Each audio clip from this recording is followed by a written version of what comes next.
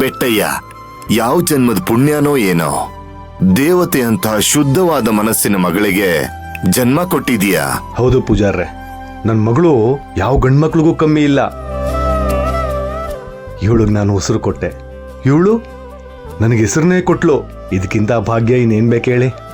ಸರಿ ಪೂಜಾರೆ, ನಾವಿನ್ ಬರ್ತೀವಿ. ಮಯೂರಿ, ರಂಗಸ್ವಾಮಿ ಅವರೇ, ಕೊಟ್ಟೆ. ತಗೋ ಮಯೂರಿ, ಪಲ್ಲಕ್ಕಿ ಮಾಡಿದ್ದಕ್ಕೆ ನಿನ್ ಕೂಲಿ.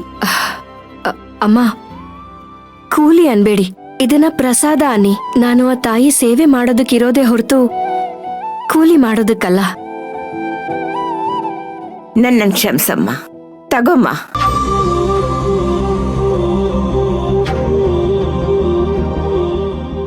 ಪೂಜಾರೆ, ಇಷ್ಟ ಹಣ ಸಾಕು. ಈ 10,000ನ ಆ ತಾಯಿ ಹೆಸರಲ್ಲಿ ಹುಂಡಿಗೆ ಹಾಕ್ಬಿಡಿ. ತಗೊಳ್ಳಿ ಪೂಜಾರೆ.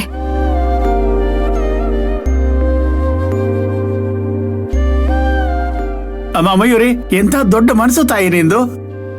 ಪೂಜಾರಿ ಹೇಳ್ದಾಗೆ ನೀನು ನಿಜವಾಗ್ಲೂ ಗುಣವಂತೇನೆ. ಎಲ್ಲಾ ಗುಣಗಳಿಗೂ ಈ ದುರ್ಗಮ್ಮನೇ ಒಡತಿ. ನಾನು ಅವಳ ಋಣದಲ್ಲಿರೋವಳು. ಅವಳ ಸೇವೆ ಮಾಡೋದಕ್ಕೆ ಅವಕಾಶ ಸಿಕ್ಕಿರೋದೆ ನನ್ ಪುಣ್ಯ.